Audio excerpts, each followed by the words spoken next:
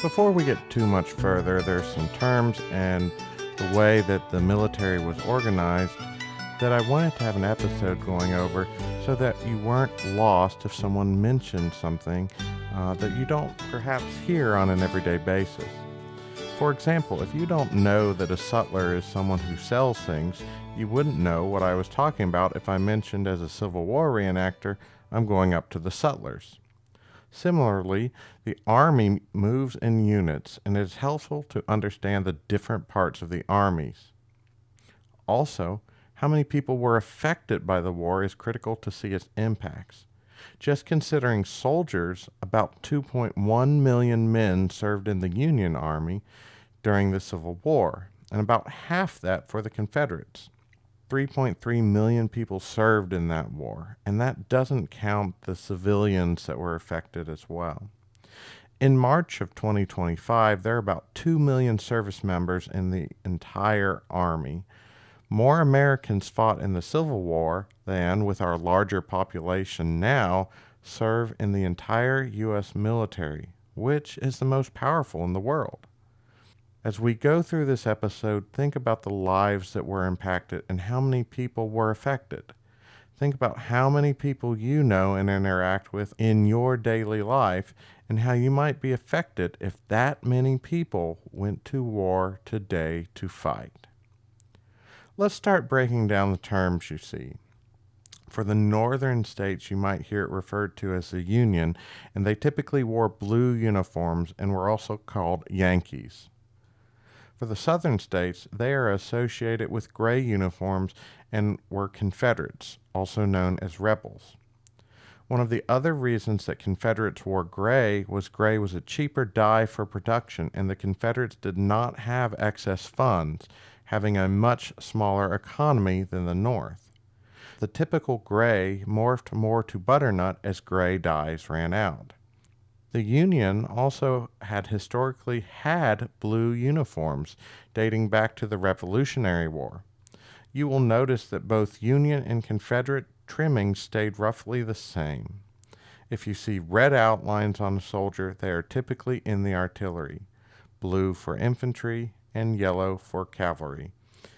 Just because they were leaving the nation didn't mean the Confederates would leave everything behind. Each side had multiple armies, typically denoted by region. For example, the Army of the Potomac was the Union Army around Washington, which was built on the Potomac River. The most famous army from the South in the Eastern theater of the war was the Army of Northern Virginia.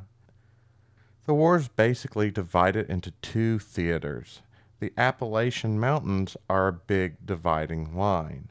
The Eastern Theater, along the coast, and the Western Theater, west of the Appalachian Mountains. In the Western Theater, you had the Union Army of the Cumberland versus the Confederate Army of Tennessee. The Appalachian Mountains are still a big dividing line. Even with all the improvements in modern infrastructure, we as reenactors still don't tend to travel to the Eastern Theater. And I don't know many reenactors who come from the Eastern Theater to our Western Theater. Though easier with modern day roads, it still takes a lot of time and effort to cross the mountains. That time we often can't devote to reenactments with the bustle of our normal lives. The armies themselves were basically divided into infantry, cavalry, and artillery. As I go on with this talk, I'm going to discuss the armies in their pinnacle of efficiency towards the end of the war. The army's structure evolved over time, especially as mistakes were made. Confusions of chain of command and how the units were structured individually caused battles to be won or lost. Losing tended to result in improved efficiency. I mean, if you want to stay in the war much longer, you better figure out how to win. At the beginning of the actual war, you might have groups of infantry and cavalry together. In northern armies, commanders were notorious for using cavalry for running messages and scouts, and thus underutilized their ability to move troops quickly. We can still notice the effects in reenacting today. Infantry commanders are notorious for not understanding how to use cavalry, tending to use them as couriers or message runners and scouts, and underutilize their ability to move large numbers of troops quickly. Sounds like I repeated myself, right?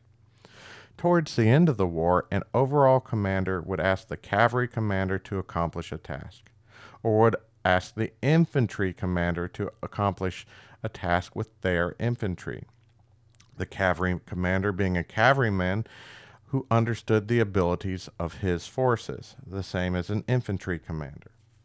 Reenacting today does not have the goal of winning battles. We have two competing goals: one, being living historians, and two, putting on a show.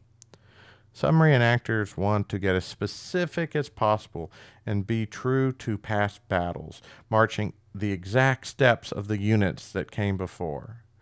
This is incredibly hard as we often do not have the same land and never have the same number of troops.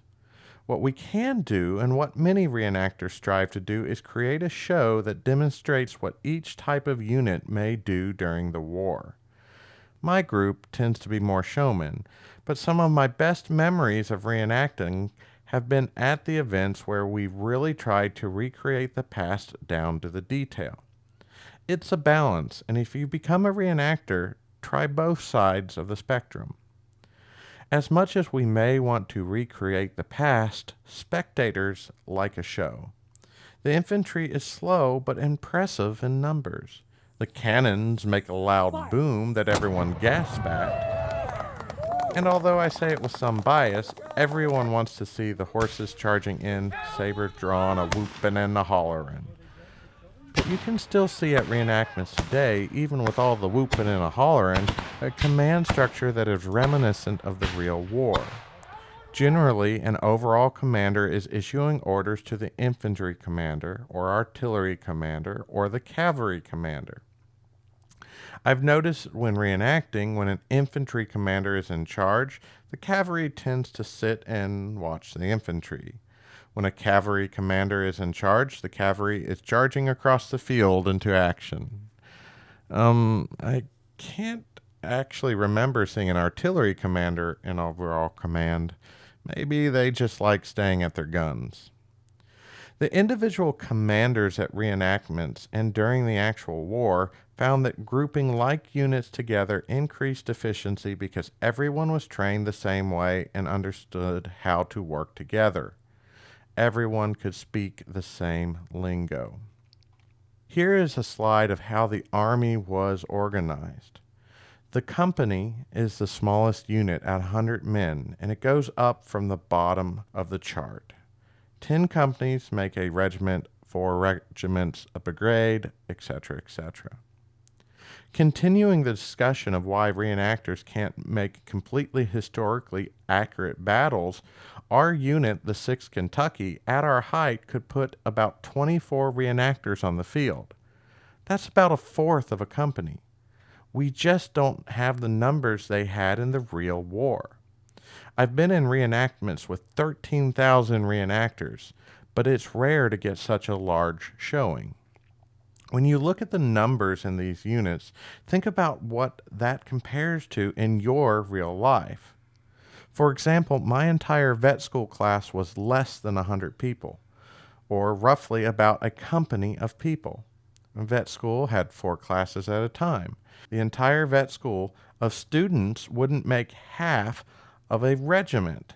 Maybe if you add in support staff of the vet school and teachers, you would get half a regiment or 5 companies. My high school classes generally had about 30 people in them. My entire grade, I think, had 120 in them. My high school band, maybe 50 to 60. My workplace has only 6 people at it. When I think about it, my entire county only has about 14,000 people in it. So if my entire county was drafted, we get about 2 brigades, which isn't quite a division. There were and are a lot of people in the Army, and it's important to remember all the lives that were affected and how monumental a task it is to organize that many people. Not only the people who were in the Army, but those that were left behind. How easy would your life be if your husband or wife disappeared? Or maybe you are a single parent and already sadly know how hard it is to survive without help. War displaces lives. Now that we have talked about the larger size of units, let's look the other way. A company of infantry, about 100 men, is composed of a captain, 2 lieutenants, 4 sergeants, and 8 corporals. These men usually had rank insignia, and you would see that displayed on the sleeves or shoulders of individuals. At the beginning of the war in 1860, the Union cavalry had only about 5 mounted regiments, and all of them were out on the frontier. Most people thought it would take 2 years to train cavalry. This put the Confederates at an advantage. They were used to traveling on horseback, so it was easy for them to get people trained to ride horses. The North were mostly city dwellers, and they could walk down the city blocks.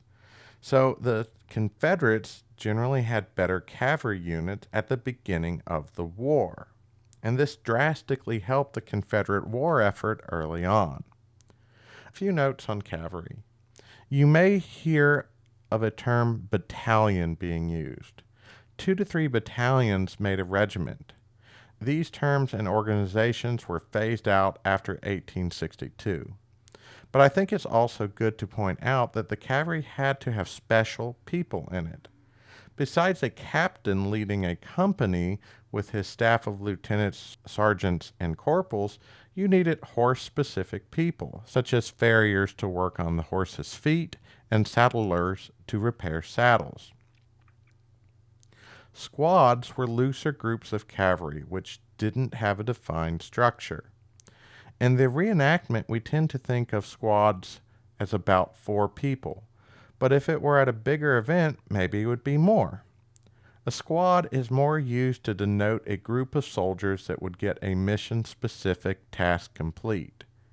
So you will hear this term, but it's not an official number of people. The artillery was divided a little differently and still would be distributed to various units because of its nature. For example, when John Hunt Morgan made his great raid into Kentucky, Indiana, and Ohio, he took artillery with him, but he was a cavalry unit. Artillery rarely fought as regiments and usually were distributed to army groups, and the terms are a bit different for them. There were differences between the 2 main armies on how many people manned a battery or section, and often it depended on unit strength. But in general, an artillery section is your main unit of 2 guns. 3 sections made a battery, and 12 batteries a regiment. If you go the other way from a section, each gun crew had 9 men with a very specific job. Not pictured in this picture are the chief of the caisson and number 6, which is on the limber. This is a unit I am in, and in reality, there are only 7 of us manning every position. And that was typical during the war. If you didn't have enough people, you figured out how to get things done. If you need it, you could run a gun with just 2 people. Now that we know about the artillery, cavalry, and infantry, let's think about something very important. How did each group move around? Here's a discussion I have with school kids to get them thinking about what options they had to move troops around and what options they didn't have compared to today. Just came from the weapons of the cavalry, but you came here. Where'd you all come from? Bracken County. Bracken County. How long did it take you to get here? Like 30 minutes. 30 minutes or so. How'd you get here? Bus. On a bus. Okay. So the Civil War was 1861 to 1865. Did they have buses back then? No. No. How did you get around back in, for example, 1862? When was the battle here? Horses. Yeah. So we've got horses. How else might you get around? I'm sorry? Wagons. Wagons pulled by horses. So kind of the same vein. What else we got? You could walk. That's a lot of walking. How long do you think it would take you to get from Bracken County 2 days. Schools to here? 2 days. I could take a break. Okay, yeah, hour, 2 hours. Some people are taking some stops on the way. Yeah, Like that's fine. either running, walking. Okay, yeah, so Running different might things. take probably like a 30 or 40 minutes. 30, But if 40 you were minutes. walking, it'd probably take like an hour. Okay. How else might you get around back in the 1860s? Anyone? What do we have right behind us, behind those houses and such? What? Wood. Wait, nope. Water. Water. What? Boats. Boats. Yeah, exactly. You have boats to get around. What did you come over to get here? There was not the roads, but we had something else that trains. We had the train tracks to get here. So you could move by train, you could move by horses, you could move by the boat, or you could walk. Now, how might you want to get around? Horses. Yeah, horses. That's the best answer, of course. But yeah, so we had an army in 1862 coming up here to harass Augusta, and they would have to come up by a few different ways. The army had a few different branches in it. You had the cavalry with horses. Do you know what the other branches are? So the ones that walk, do you know what they were called? Colonels or something? No. They had colonels in there, but infantry on the ground. And then what about the things that go boom? Cannons. So you had your cannons as well, and that was the artillery. Those would probably be pulled by some horses and such. We had people coming all the way from, you've been to Ohio, right? Right Yeah. across the river. It's right across there. Doesn't take too long, and you told me how long it took to get Bracken County. But, you know, we have people coming from Tennessee, Kentucky, up here during this, to get in this I'm sorry? Or Cincinnati. Or Cincinnati probably wasn't coming down here to fight people here. But if you were in a unit, what would you rather do? Would you rather be in the infantry? Would you rather be in the artillery? Or would you rather be in the cavalry? Before you answer, remember, I am riding a horse. So you'd probably want to be in the cavalry, right? Because you can move around and stuff a lot easier. You only get like two weapons, a sword and a gun. Okay, yeah. So what we'll do now is we'll have Kenny talk to you a little bit about how the cavalry was used, because basically we had people coming up from here, and you all live around here, so you might have been called up to defend this town. So what's it going to be like for you when you have people on horses charging and attacking you?